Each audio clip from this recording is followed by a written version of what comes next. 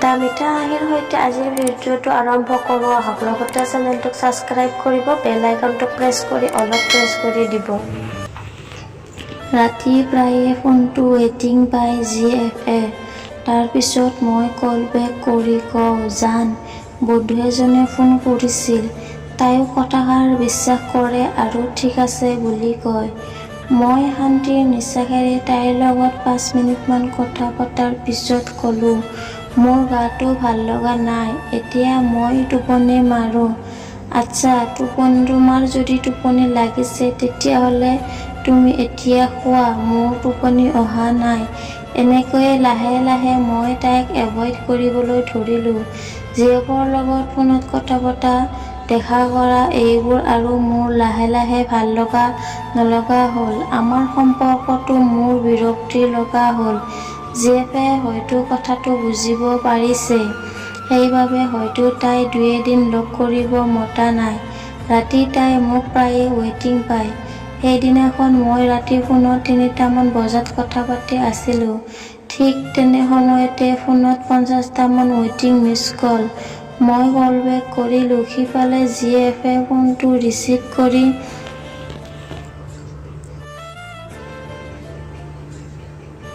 কান্দিবলৈ ধৰিলে। তাই ক'লে, আজিও হয়তো তোমাৰ বন্ধুই ফোন কৰিছে। মই একো নক'লোঁ, মনে মনে থাকিলোঁ। 2 দিনমান পিছত জিএফক লগ কৰিব এখন পাৰ্কলৈ গ'লোঁ। সেই পাৰ্কখনতে গ'লোঁ, যিখন পাৰ্কত আমাৰ প্ৰথম ভালপোৱাৰ আৰম্ভণি হৈছিল, য'ত মই তাইক প্ৰেমৰ প্ৰস্তাৱ আগবঢ়াইছিলোঁ। আজি তাই গোলপীয় ৰঙৰ ড্ৰেছ পিন্ধি আহিছে। তাই একদম আনন্দ মনেৰে মোক লগ কৰিব আহিছে। তাইৰ মুখখন দেখি বুজিলোঁ যে তাই সেইদিনাৰ ৱেটিং বিষয়বোৰ পাইছে। তাই মোৰ কাষতে বহি ল'লে। জিএফ, তুমি কিবা খাইছানে? মই জিএফৰ ঘৰৰ সকলোৰে ভালনে? মই ভাল। মই তোমাৰ লগত ইয়াত প্ৰেম কৰিব অহা নাই। তোমাৰ লগত মোৰ এটা জৰুৰী কথা আছিল। জিএফ, তুমি খাই ভাল পোৱা বস্তুটো মই নিজ হাতেৰে বনাইছোঁ।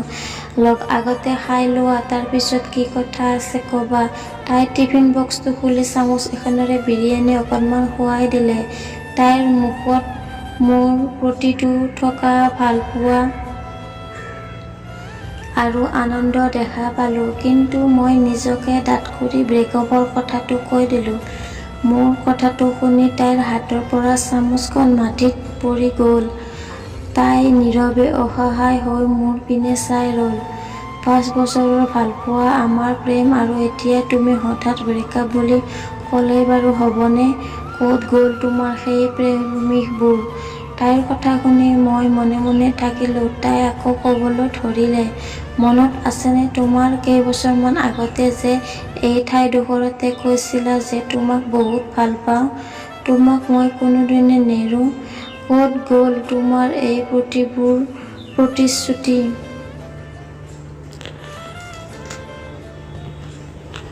তেতিয়া মই তোমাক ভাল পাইছিলোঁ, কিন্তু আৰু এতিয়া নাপাওঁ। মোক ক্ষমা কৰি দিবা। তুমি মোক পাহৰি যোৱা। তুমি ভাবি ল'বা যে সেইবোৰ তোমাৰ সকলো টাইম পাছ আছিল বুলি। মা-দেউতাই য'তেই বিয়া দেই তাতেই বিয়া হ'বা, বহুত সুখত থাকিব পাৰিবা। তাই এই মুখেৰে একো নামাতিলে। এনে ধ্যানে তলমূৰ হৈ মাটিৰ পিনে চাই আছিল। তাইৰ চকুৰ পৰা পানী তললৈ টপ-টপকৈ পৰিব ধৰিছে। তাইক কান্দি থকা দেখি মই ক'লো, কন্দা কটা কৰি কি হ'ব? ভাল পোৱাটো আৰু জোৰ কৰি কৰা বস্তু নহয়। আনকি মোৰ চাকৰি এটাও নাই। তোমাক বিয়া পাতিলে কি কৰি খুৱাম? তাই মোৰ পিনে চালে আৰু হাতেৰে চকু দুটা মুদি ক'লে, মই পানী খাই থাকিব পাৰিম, কিন্তু তোমাক এৰি থাকিব নোৱাৰো। প্লিজ মোক এৰি নাযাবা। পানী খাই আৰু কোনোবাই জীয়াই থাকিব পাৰে নেকি? এইবোৰ চিনেমাত চলে, বাস্তৱ জীৱনত নহয়। সেইদিনাখন মোৰ চকুত চকু ৰাখি কথা ক'ব পৰা নাছিল, অকল কান্দিছিলহে।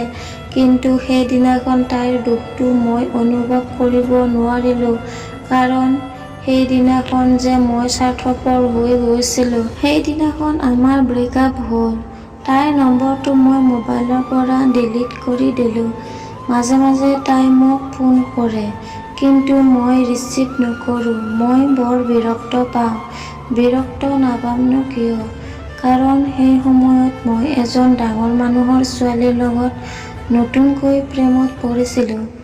তাই মোৰ লগত বিয়াত বহিব বিচাৰে। তাইৰ নামটো হ'ল ৰিংকী। ৰিংকীৰ লগত মোৰ প্ৰথম দেখা হৈছিল এটা শ্বপিং মলত। তাই মোক দেখা পাই বিয়াৰ প্ৰস্তাৱ আগবঢ়াইছিল। ময়ো হ'ব বুলিয়ে কৈছিলোঁ। কিন্তু সেই সময়ত মই আগৰ জীয়েকৰ লগত ৰিলেশ্যনত আছিলোঁ। মই তেতিয়া ৰিংকী হ'ব বুলি কোৱাৰ আগতে এবাৰো মই আগৰ জীয়েকজনীৰ কথা ভাবি নাচালোঁ মই এবাৰো যে কাৰোবাক কথা আগতেই দি থৈছোঁ। ব্ৰেকআপৰ পিছত প্ৰতিদিনে ৰাতি এক্স-জীয়েফৰ ফোন কৰি কন্দা-কটা কৰে আৰু মই এইবোৰ বিৰক্তি লাগে। মাজে মাজে ফোনটো কাটি দি ছুইচ অফ কৰি দিওঁ।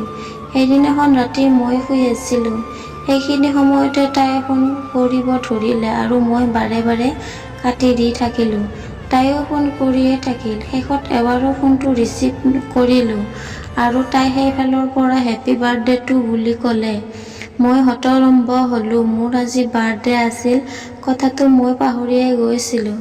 মোৰ জন্মদিন, তথাপিও মোৰ নতুন জীয়েকবোৰৰ উচেই নকৰিলে। অথচ আগৰজনীক ব্ৰেকআপ দিয়াৰ পিছতো কথাটো মনত ৰাখিছে। সেইদিনা তাইৰ লগত মই অলপ ভালকৈ কথা পাতিলোঁ।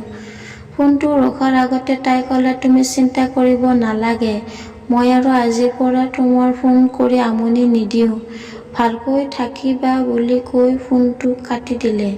অৱশ্য ৰিংকী পিছদিনাখন লগ কৰোঁতে মই তাইক উইচ কৰিলে।